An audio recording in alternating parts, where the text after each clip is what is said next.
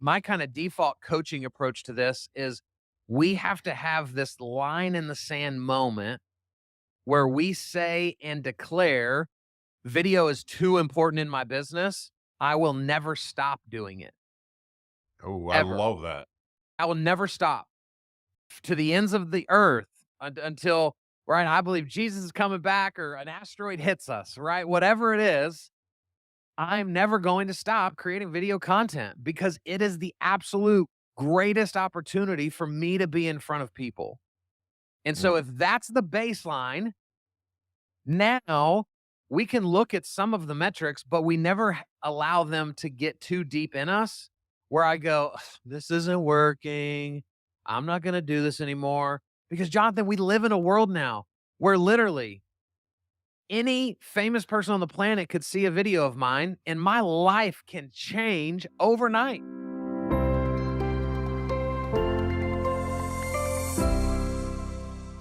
Hi, and welcome to the 91 Day Success Podcast. We're thrilled to have Coach Kyle Draper with us today as we talk about social marketing, video marketing, and all kinds of things.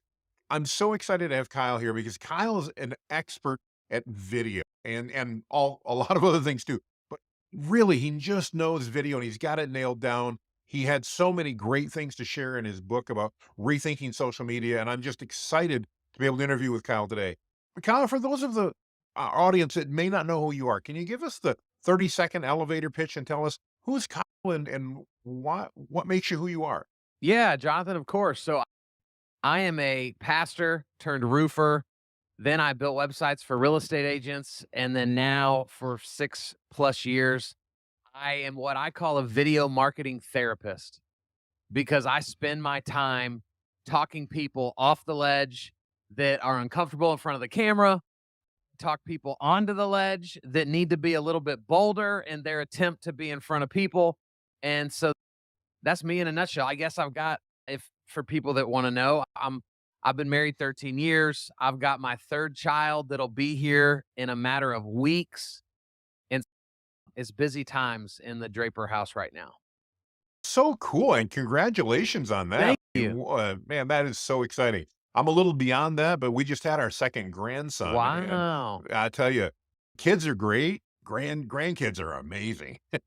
Mainly I because we can't get to wait. hand them back to our kids when we're done. So That's right. You just get to borrow them.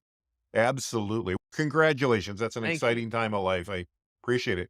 You mentioned that you used to be a pastor and then a roofer and that. And one of the things I wanted to do to begin the conversation, Kyle, tell us a little bit about your journey to becoming the video marketing therapist that you are today. And how did that shape your unique take on both video and social media? Yeah, Jonathan, I didn't do any of it on purpose.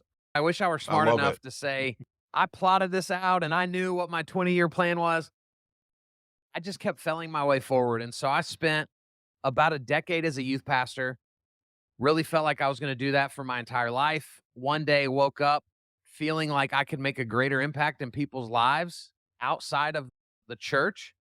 And so I get into roofing, and roofing is where I started learning sales, marketing, social media.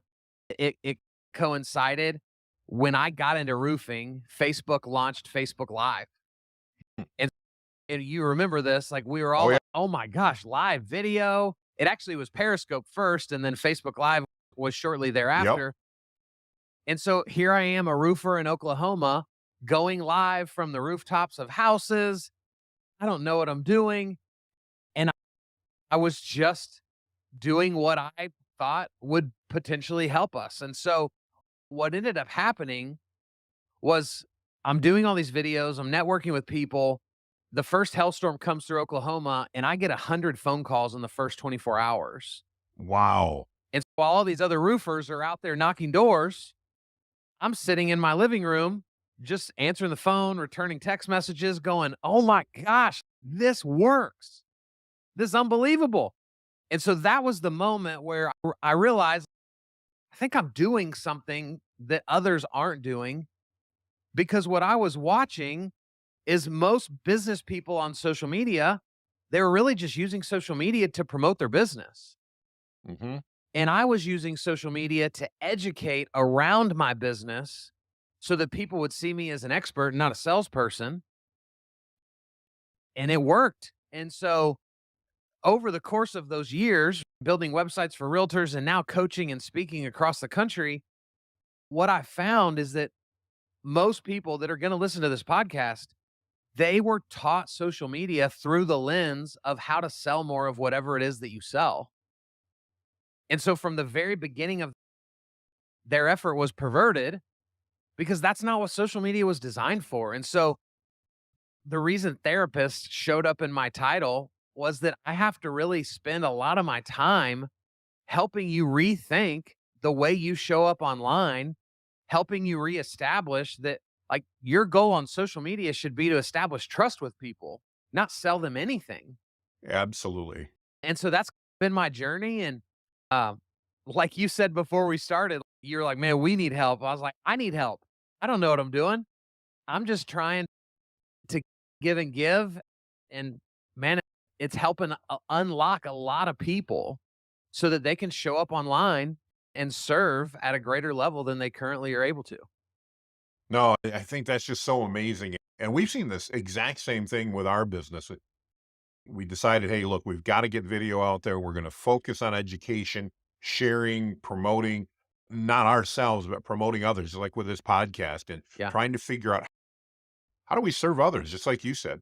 And it has just, you're right, it makes a huge difference. And I think the hard part for so many business people is it doesn't make a huge difference this Friday. It Right. makes a huge difference maybe 3 months down the road or 6 months down the road, Yeah. maybe a year down the road. But if you're not consistent through that, you never have that watershed moment that you did in your living room when you had 100 phone calls come in and all your competitors were out there knocking on doors. You've 100%. gotta you gotta plant the fields, you've gotta nurture, you've gotta make that ready, and education's the way to do that. You talk in your book, Rethinking Everything You Know About Social Media. You really, at least from my perspective, I felt you emphasized the importance of storytelling. Can you Yeah. explain a little bit from your perspective, Kyle, why is storytelling so important when it comes to social media and video? I think most simply put, storytelling doesn't have the word sales in it. Yeah. And so when we're telling stories, nobody feels sold to. And so, like for me, I work with a lot of real estate agents and lenders. What are they bad at? They just post a closing photo and they say, "Thank you, Jonathan, for allowing me to help you buy a house." And I'm sitting there going, "Who's Jonathan? Mhm. Give me a little bit about who he is. What need did he have when he showed up? What were you able to help them overcome?" And now, if you're unpacking Jonathan's story, I'm now able to go, "Man, I see parts of myself in Jonathan. I think that maybe this person needs to help us buy a new house." And that Absolutely. happened through the unpacking of the story. And so most people, we just get so lazy and we're so uncomfortable on social media anyway that we just take the path of least resistance, which is I'm going to just sell crap to people over the internet because you can't punch me in the face when you're annoyed by me. And we lose the ability to be relatable. It's why we all have memories of telling a story around a campfire, telling a story at a gathering, because we remember the moments where we can see ourselves in them. Oh, so true. Having been not that I was, but since you were a pastor in the past, it reminds me so much of growing up. And the church I went to was not a storytelling church. And I was bored all the time. And every once in a while, we'd have a guest pastor come in and they would tell stories. Yeah. And I remember as a youngster, I'd go home and I'd be all excited. And my parents are like, well, what was different? I'm like, he told a story. But Yeah. and again, whether we're talking church or we're talking business here, I think that storytelling really fits in across the board. Like you said, I love the example. You're working with a real estate agent or you're working with a closing agent or anybody like that. And that lender posts that photo. You're right. That's okay. Great. I know you did mortgages, Kyle. Thank you. Now, help me connect with you at an emotional level. Help me make those connections through some simple storytelling. Let me ask you this. How do you recommend that business owners do that? I think we struggle when we look at what we do. We're experts in our field and we know what Yeah. we do. And a lot of us do really want to serve, But how do we make that transition with that picture of us as a lender and our Yeah. client? How do we transition to the story? What needs to happen in our heads to make that happen? I think the easiest first step is to simply ask, like, when you've got the post ready, to ask yourself, does what I'm about to post help people trust me more or less? Oh, good question. Typically, if the post is based in what's in it for me, the answer to that question will be no. If the post is based in what's in this for others, then the answer to that question will typically be yes. And so usually, uh, pretty much any business person I've ever worked with, they're one extra sentence away from changing the dynamic of what they're about to post. Oh, I like It's not that their post is awful. We don't It's not that we need to stop posting closing photos if you're in real estate and mortgage. It's that we need to reshape the way we define that, right? So mm, it could be as simple as replace the word sells with serves. You didn't sell 10 things, you served 10 families. And just that simple, subtle shift, that takes you from being selfish in nature and now being a giver. And so that's really where I start. I don't think it needs, there's incredible authors and speakers out there that truly are storytelling masters. And I don't think that somebody needs to go take one of those people's courses before they deem themselves a storyteller. They just need to add 10 to 12 words that give us a little extra insight into what's going on behind the scenes. And now all of a sudden, to me, you are considered a storyteller. I love the way you put that, Kyle, about so many times we're just a sentence or two away from making that a story instead of a statement and not making it about us, but making it about our customers. Right. It Like reminds me one of so the often. Go ahead. If I tell you one of the things I love to do, right, as a speaker that travels, I tell people all the time, if you have time to beg for business on the internet, you're not as successful as you want people to think you are. Oh, that's good. And so I watch people in my field, speakers, post stuff like, "Hey, if you need a speaker, hey, if you need a," and what I watch is you don't have any business right now. Because if you did, you wouldn't have time to ask that question on Facebook.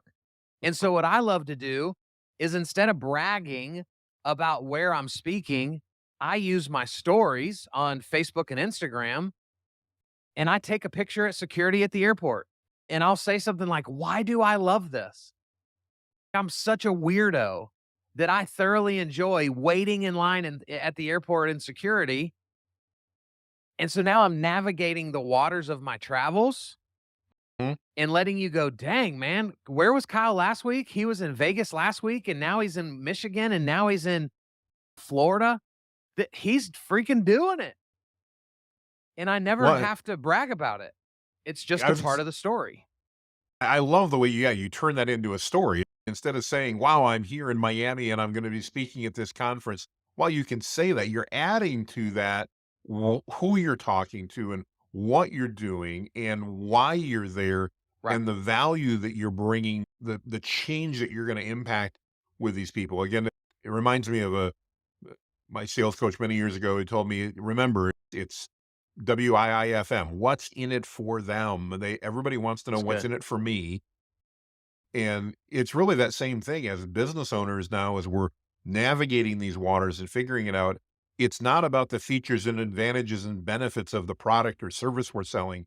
It's how is that service or product going to make our clients, excuse me, going to make our clients' lives better? Yeah, That's really what it boils down to. And if we can tell stories about that, then it resonates with them. Oh, I love that. 100%. Love that. So I know that a lot of entrepreneurs and business people are hesitant to put themselves out on video in particular. Talk to me a little bit about how do you encourage that business owner who is truly an expert at what they do? They're well spoken, they're professional, and for whatever reason, they get in front of a camera and they freeze. It's deer in the Yeah, headlights, yeah. or they're just mentally convinced that. How do you help them through that, Kyle? Jonathan, what I've learned is it's easier to increase what we care about instead of decrease what we're fearful of. And Mm. so what I do is when somebody's fearful of the camera, what are people going to think? Look how fat I am. I look at, ugh, my voice sounds like nails on a chalkboard. It's impossible for me to go, dude, get over it. Get over yourself. That's impossible. And so what I've learned is if I can help them tap in to what are you trying to accomplish? Why do you do what you do? And so what I've developed is like my superpower is that I care more about helping people than I care about looking stupid. Oh, that's good. And that's it for me. I will go to the ends of the earth to create value for people. And so do I still have fears? Of 100% I do because I'm a human being, right? So I care what people think about me. I do think a side note, all the people out there that are like, "Oh, I don't care what people think." The fact that you have to say that out loud means that you care the most about what people think about you because Mm. we're human beings. And so if we can overcome fear with what we're hoping to accomplish, that to me is really what's paved the way for people to go from incredibly fearful to doing this every day. And it's also the realization that like I'm a speaker for a living. So I have a different level of expectation, probably even than other of your guests, right? When you're just interviewing business owners, they're not professional communicators. They're business Mhm. owners, right? Their nose is in a spreadsheet all day. They're not commanding attention from a stage. And so there's a different pressure for me when people find out what I do for a living versus a normal business person. And so your people, they don't want you showing up as this super polished, perfect version of yourself because that's not the version of yourself that they hung out with the other night, right? When So y'all were true. drinking a beer or having dinner or drinking coffee, you flubbed your words and you forgot what you were going to say. And your friend didn't look at you and go, God, you're an idiot. Like, Mm. you're so dumb. Nobody thinks that because that's natural human behavior. And so when I can get people to be accepting of their natural human behavior in front of the camera, it gives them the most freedom, but it also helps them show up in the most authentic way to their people. And so that's really the goal for me is just that simple mindset shift. Mm. So true, and I think so absolutely relevant to so many business owners today in that, and it's be authentic. Don't worry if you flub a little bit. Again, you did it when you're having coffee or a beer with them anyway, and like you said, Right. nobody jumped down your throat and said, "Oh man, I'm Right. not going to work with you." Not at all. Be authentic. We're so far past the days of perfect lighting and perfect scripting and perfect everything. Those were the soap operas that my mom watched growing up. Those are Right. not Yep. what we're doing today, and it's not what anyone wants to see on video today. We're sitting there, my wife and I were watching YouTube Shorts on our TV last night. There was nothing perfect about any Right. of them, but we probably watched them for an hour That's right. because it was engaging and it got us excited, and we found different things that were funny, and we're laughing and having a great time. Wasn't a movie, it wasn't a Yeah. production, but it was engaging, and I think that's what personally, I'd love to encourage more business owners to, like you said, take that risk, get out there. I'm the prime example. People watch an old fat guy like me, they'll watch anybody. Uh, That's you right. just you just need to add value to their lives and what they're doing. No, man, what you're saying so resonates with me. I'm sorry, I need to let you talk more, but But Jonathan, let's take it even further. Think about when I get to come up and hang out with you guys in person one of these days, and if I walked in with with a stack of index cards, and because I was so nervous that we wouldn't know oh, what to good talk one. about, and so I come in with a stack of questions, and I pull them out, and I'm like, Jonathan, man, this is so great. Let me ask you some questions. Like, what's your favorite color? And then you answer, it, and then I'm like, oh wow, what's a time in your life when you were afraid and what happened? And you're gonna go, what is happening right now? Mm, Why are you holding these cards? Why are you being so weird? Right? The reason we can take an hour coffee and turn it into a 3-hour coffee is because there are no agendas. There's no path I'm trying to take you down. We are just two people trying to get to know one another. And so if we would take the approach to video of, if you'll say it at coffee, say it on video. Expand the way you do video. Talk about the things that you talk about at coffee. Tell some of the stories that you tell at coffee, so that now people don't just see you as a business person, but they see you as a human being. And it's just such an easy way to expand. What are you allowed to talk about on video? I don't know. What'd you talk about at coffee yesterday with one of your friends? Mhm. And it's a game changer when we allow that way of thinking to begin to take over. Oh, yeah, and it reminds me in your book you were talking, I'm gonna get the words wrong, but you were talking about speaking with people instead of speaking at people. Yeah. And that's really, I think, what you're talking about here is it's so important to have that conversation. Talk a little bit from your perspective. I know one of the things I struggle with is I post a lot of content. Some of it gets a lot of responses, some of it gets crickets, not a Yeah. thing. Yeah. How do you maintain a conversation when some of your content may get a lot of views, but doesn't get any feedback or many comments? How do you recommend that business owners and entrepreneurs engage and improve that conversational side of social media? I, th- this is a hard question because my default answer, I want it to just be, you have to stop caring about that stuff. I Fair I'm not enough. an analytics person, and part of that is I'm not smart enough to be an analytics person, so it was I love easy it. for me to go, I'm not gonna be what I already am not. I have tons of friends that are super nerdy and really smart and techie, and so they data to them is like nourishment for their soul, and so that's great for them.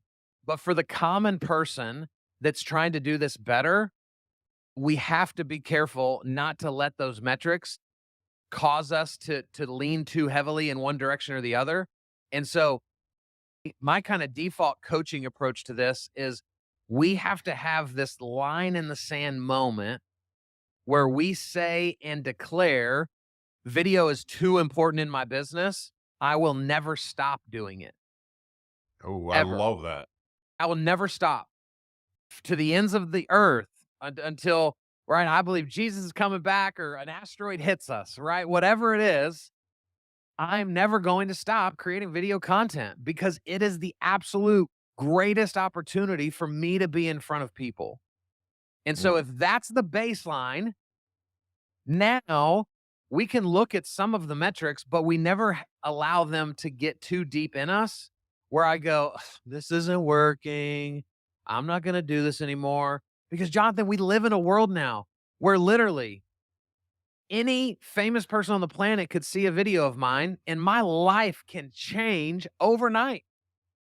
That's a real legit possibility, right? Absolutely. Right this second.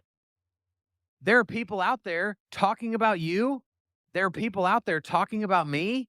They're considering hiring us for our service. They're considering hiring me to speak. There's people you've asked to come on the podcast and they're watching content to determine, am I going to say yes to go be a guest on the show? And so if we get fixated on, did that video bring you business? That's a horrible first question because the answer 99% of the time is either no or I don't know. Yep. But I do know that there are people out there going, man, have you read Kyle's new book? Man, I was at an event the other day that Kyle spoke at. Holy cow, that dude is different. And so now that friend goes to the internet and says, okay, let's go see how different this Kyle guy is. And if all they find are some picture images and some quote graphics, they're not going to have the esteem for me that their friend wanted them to, because they can't experience the same thing that their friend did. This is why it's so powerful for us to show up in this method, being in front of the camera. Man, we could stop the podcast. That was just stellar, man. Oh, I love that. I'm not gonna stop, but that was worth it, the price of admission right there. Talk to me about that because, okay, we're all human. We all wanna see that we're having some impact, and maybe and I agree with you, it's not right to go like I said, if I create that video today, it's not going to generate me business tomorrow. It's just not how it works in 99.99999% of the cases. Yeah. But as a business owner, I've got a bit of an ego. Everybody does. What should I be paying attention to find out? One, is what I'm doing resonating with my audience? Because if it's not, I Yeah. need to make changes. And two, how do I learn what I can do to improve to continue to serve my audience better? Any Sure. advice there? Yeah. So in my book, I take a very backward approach. Most people are going to say, go find out what people want and give that to them. My approach is slightly different, and it also varies between what your profession is.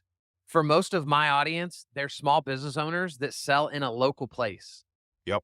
So if you're selling trinkets across the internet to anyone in the world, yes, you want to try to go viral.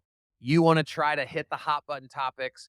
But when we're local business owners that only need a few hundred people truly paying attention to us to move the needle in our business, my motto is don't give people what they want, give them what they need. Because if you're trying to sell your service to someone, they may not need you today, but next week when they need you, they better be able to find content based on the need that they have. So And so if true. I just play into people are on social media to be entertained, all right, cool. I guess I'll have to be a funny guy and do a bunch of silly stuff. If that's you, awesome. Lean into that as a strength of yours. But at the end of the day, I want people to hire me to speak. I want people to buy my book. I want people to be a part of our service. And that's not going to happen if I'm just out there trying to entertain the masses so that I can go viral to feed my ego. Oh, I love it. And so It- I have to put my ego aside and remind myself this isn't about me. I'm not creating video content to pat myself on the back. I didn't write a book to feel cool. I did all these things to serve people. And I don't know how many people it'll allow me to serve, but I'm not going to shift what I believe they need to just go feed my ego with what they want. No, that's so good. It reminds me, not too long ago, I interviewed a peer that I have a tremendous amount of respect for. His name's Matt Plapp. He runs America's Best Restaurant, and he markets to restaurant owners. That's his Okay. niche. I don't know how to say it. I Niche, say whatever. niche. Anyway, that's who he works with. But Matt made a comment. I'd love your feedback on this. He has had tremendous luck encouraging, in this case, restaurant owners who, again, primarily local, to not focus so much about the pizza special today or the burrito special today or the lunch special, but to get on video every single day. And he recommends while you're driving into the restaurant, get on and talk about what are you doing today? Talk about, yeah, maybe you're getting a new shipment of veggies in or you're getting your meat in, and you can talk about that. Again, telling a story, but also for local. And I agree, we deal with tons of local as well. Talking about what's going on. Talk about the high school football game. Talk about the high school person that just got signed up to go to this great big university because they're a stellar sports star, or the debate team that just won, or whatever it is. Talk about local events and be known as the local person, because that's going to then bring people in your community to know and trust you. What are your thoughts on that? Yeah, I think your friend is spot on. I love the saying, use your social media to run for digital mayor of your city, Oh, that's right? good. Be the person so that when your city is said out loud, people are like, "Do you know Kyle?" Kyle is like the guy when it comes to all things about our city. For the restaurant perspective, I would even take it a step further and I would say, "Hey, restaurant, why don't you go do interviews with other restaurants in the city? Great Go idea. like you're a Mexican restaurant. Go interview the Italian restaurant. Go interview the taco shop. Go interview the sushi place. Go raise everybody's ships Mm, because yours is getting raised in the process, right? The power of your podcast, the power of my podcast. I interview people on almost all of my episodes for the same reason that you do. And so when it happens, they add a ton of value to my audience, but then they share the content and it introduces me to new people. And you get this. Yeah, But absolutely. man, I don't think that most of the people in the business world understand that you can gain more through giving than you ever will by just trying to grasp for as much as you can to benefit yourself. Kyle, that's interesting. It reminds me of a concept we used to talk about a couple years ago with social media before we were sharing video everywhere. And that was the concept that we would encourage business owners to share content from their area of expertise, but not that necessarily they create it. So again, I'm in the digital marketing space. I might share something you put out. I might share something Neil Patel puts out, Gary Vee puts out. Who Yep. knows? But by doing that and introducing that to my audience, even if Gary Vee never recommends or says anything about Jonathan Mast or Valorous Circle, it's okay because by sharing that and being consistent, my audience now goes, man, when it comes to digital marketing stuff, Yeah. this Jonathan guy, he knows he's got his poop in a group. He knows what's going on. Yeah. Is that what I'm hearing you say? The same type of thing? Help others out, being known as, I love that digital mayor, run for digital mayor. What a great concept. Yeah, I would even take it a step further. Like sharing to me should be the bottom of the barrel. That's the Okay. bare minimum requirement. I think most people do themselves a disservice when they share without adding any of their own opinion above the share, Yes. right? Yes. Because again, it's amazing how many people I talk to that still don't even know who Gary Vee is. So if all I do is share a Gary Vee video, but I give no context or storytelling, I give Exactly. my people no context as to why this should matter. Sometimes just that simple share can go on deaf ears. So if you can just add a couple sentences of, guys, you got to see this video. Here's why it impacted me. That instantly makes it matter more. Another thing that I coach, my favorite book, where is it? It always sits on my desk. So I talk about this actually was the vision for my book. I talk about it in the book, right? My favorite book is called Steal Like an Artist. Ooh. And if for people that haven't read it, go buy it. It's unbelievable. And it's not even written for business people. It's written for literal artists and it will change your life. And Jonathan, I still get tagged in dozens of posts a year by people taking a selfie with Still Like an Artist. And they don't thank Austin Kleon. They thank Kyle Draper. Absolutely. And it is this unbelievable. So I tell people, like, I'm playing chess on social media while the rest of you are playing checkers. Because now, if you go buy this book, who do you think about every time you see it or open it? Kyle Draper. And isn't that crazy? You don't go think about the actual author that poured his blood, sweat, and tears into these pages. You think about the stupid guy that did a 43-second video about a quote from the book. And now all of a sudden, I'm like, everybody's going, "Oh, Kyle, thank you so much. Wow, that book really changed my life. It's incredible. I appreciate you so much." And I did nothing except create content that on the surface had no gain for me. It's just me being a giver. And so this is why, like, you will have, like, for go back to restaurants. If a restaurant was out there promoting other restaurants, if my favorite sushi place ends up being because my favorite taco place showed me it, Mm, I'm gonna think about the taco place when I'm eating at the sushi place. so true. This is the depth of psychology that is happening when we really start understanding the way we're posting and we stop making it about us.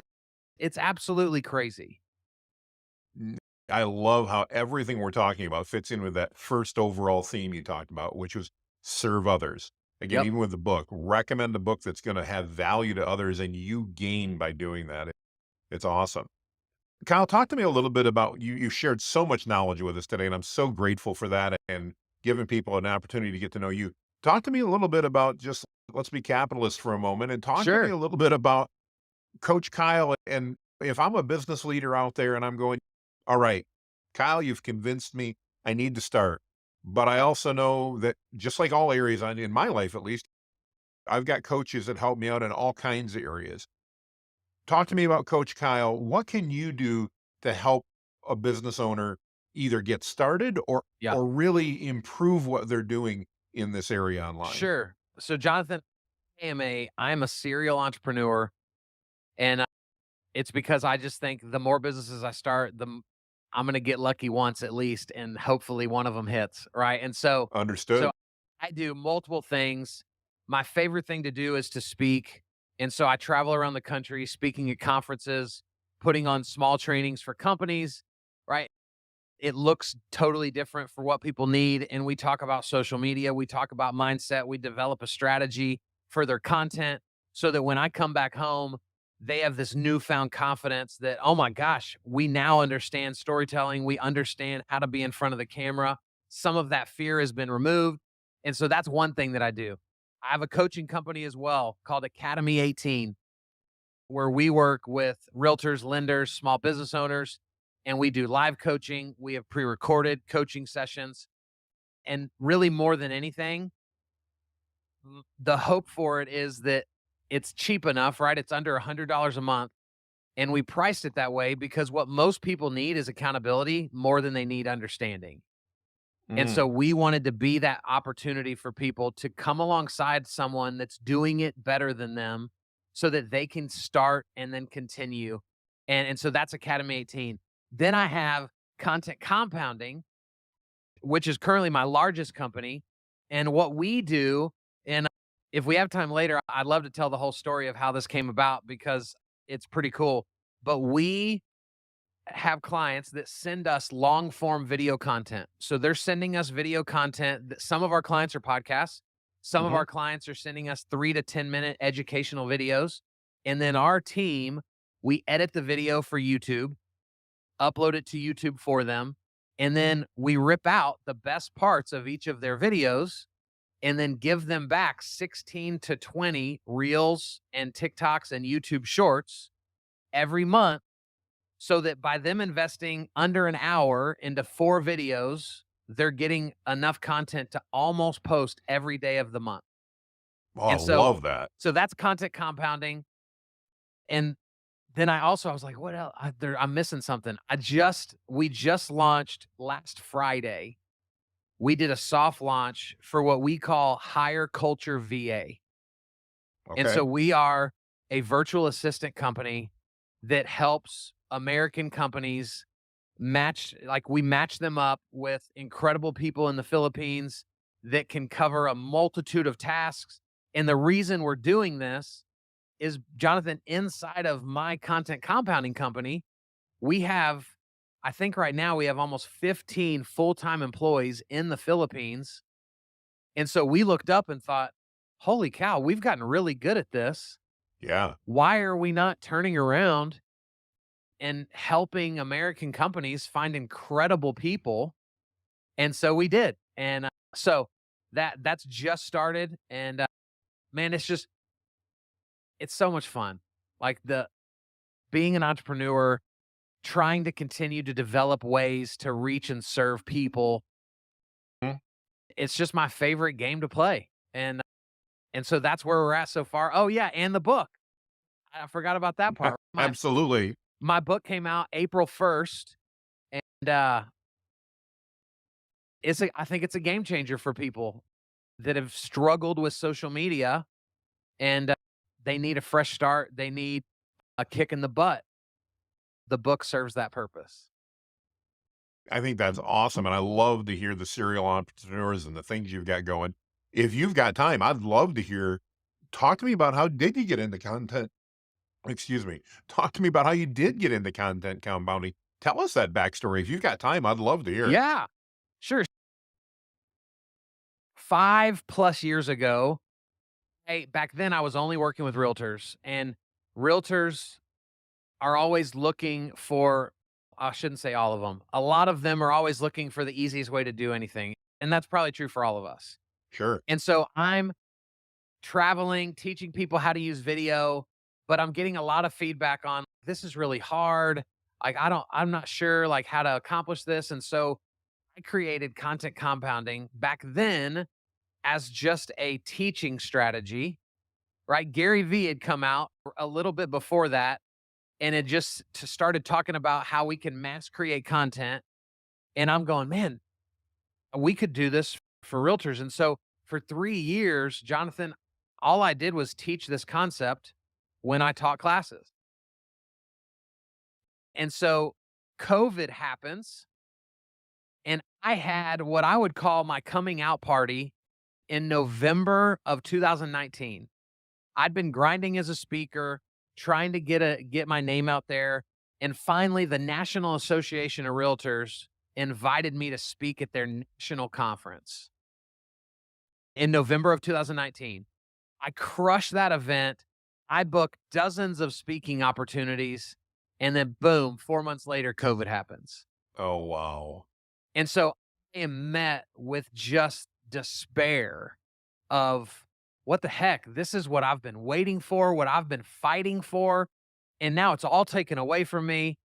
And at the end of my pity party, I got a phone call from a former coaching client of mine, and she said, "Hey, you know that content compounding thing that you teach us?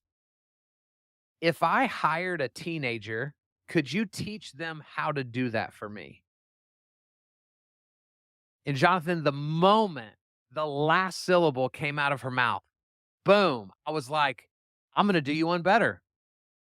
I'm going to create a company next week and we'll do it for you. You can be our first client. And so literally, I spun up content compounding as a company. About 4 days later, we sucked. It was horrible for at least a year. And so to this day, I'll still apologize when I run into people that were our original clients. I'm like, can I just remind you of how sorry that I am that we failed you so miserably? Because it was bad, but like anything, right? If we're not willing to suck at first, we're never going to start. Absolutely. And so now this summer will be 3 years with content compounding, and we're at we're getting close to 20 full-time staff members, and it's just unbelievable. And it would have never happened had COVID not forced me to think differently. And so it's something that we're really proud of. I really appreciate you sharing that story. And boy, I got to tell you, I want to encourage anybody watching this video and this podcast. If you need help with that, what Kyle's talking about here is absolutely amazing because it's what we do. I'm recording this podcast. We're going to create some shorts out of this and all that. I've Yep. got the team internally to do it, but I run a digital marketing agency. We've got these people on staff. Right. Most businesses don't. And if, Right. boy, the ability for you to spend an hour or two a month creating some quality video and know that your job as a business owner is done and they can send it to you and take care of it, that is a game changer. And it absolutely can turn somebody's world upside down when it comes to this in a very positive way. I love that. Thank you. Wow. I think so too. No, I love it. Absolutely love it. Kyle, you've shared so many amazing things here, and we're going to share all your details and all that. But before I let you go, I really want to ask one more question. We Okay. talk about the name of the show is the 91 Day Success Podcast.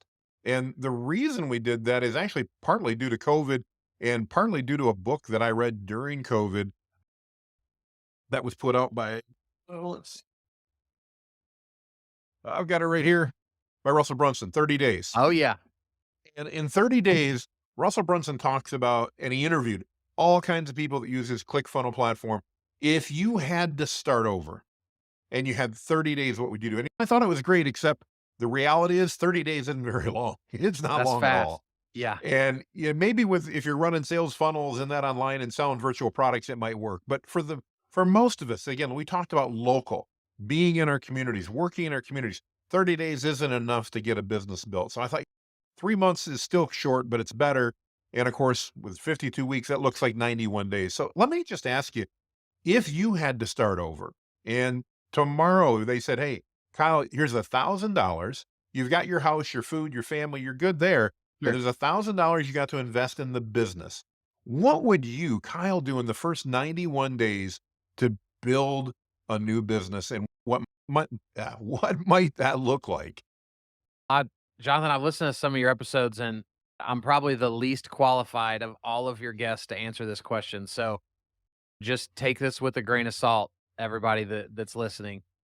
Man, I would do two things. One, and I'm gonna sound like a broken record, but I would say for for the next 90 days, I will create at least 3 pieces of video content every day, and I will throw it on every single platform that will receive it, and I'm gonna bury my head in the sand when it comes to caring about the views that it's getting, the reach that it's getting.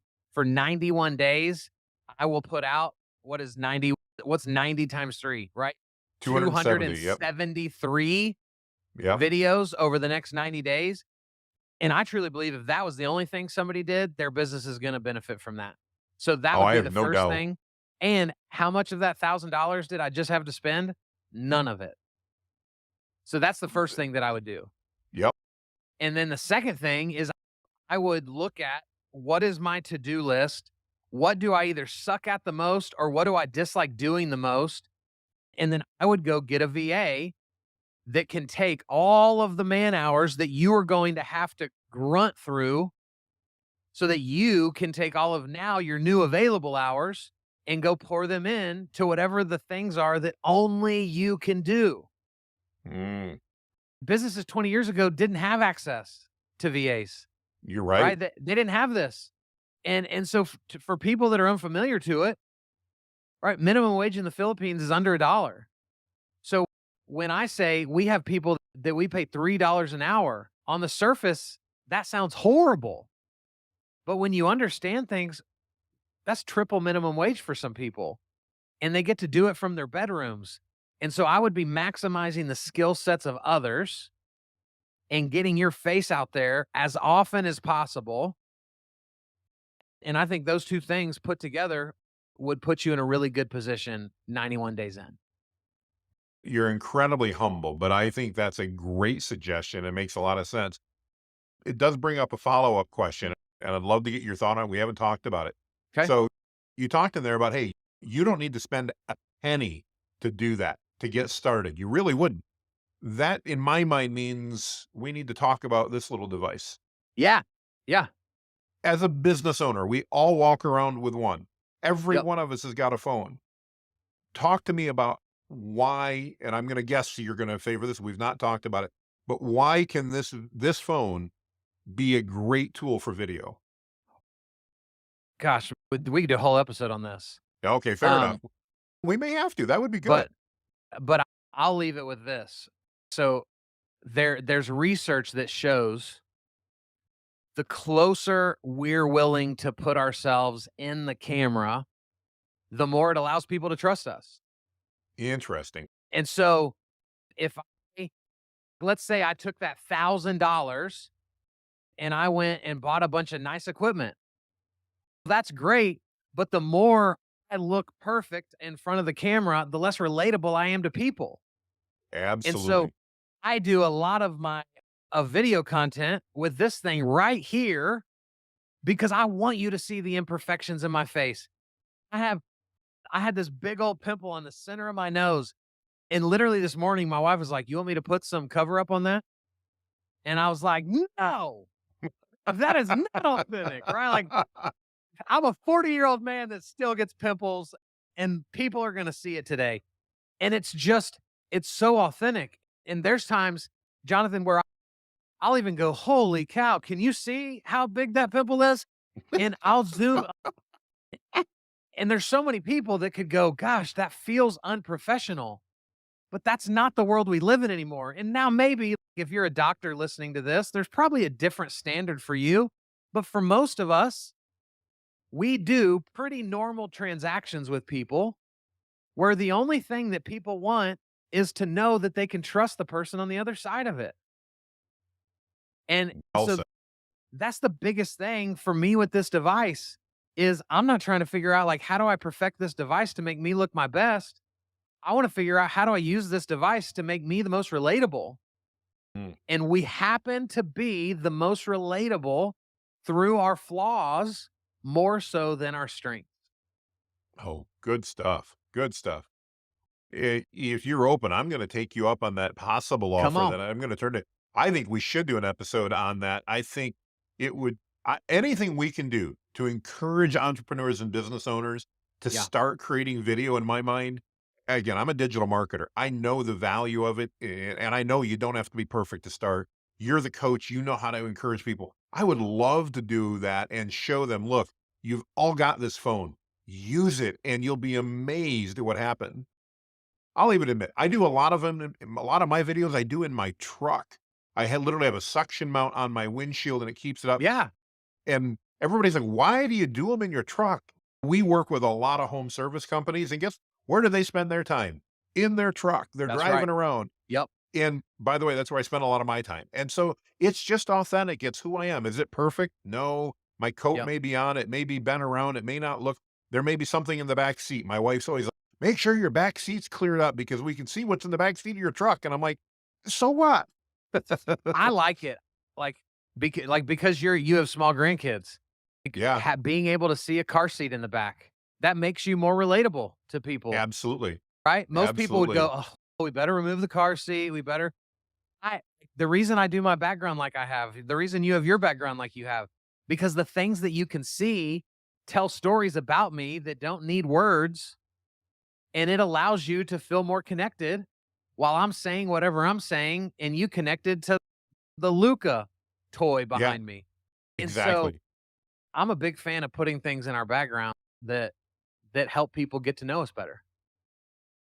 This has been absolutely amazing. Kyle, I promised you it wouldn't take much more than half an hour. We spent nearly 50 minutes talking. I feel like I could talk to you for another 3 hours. I've This has loved been it. amazing. Thank you so much.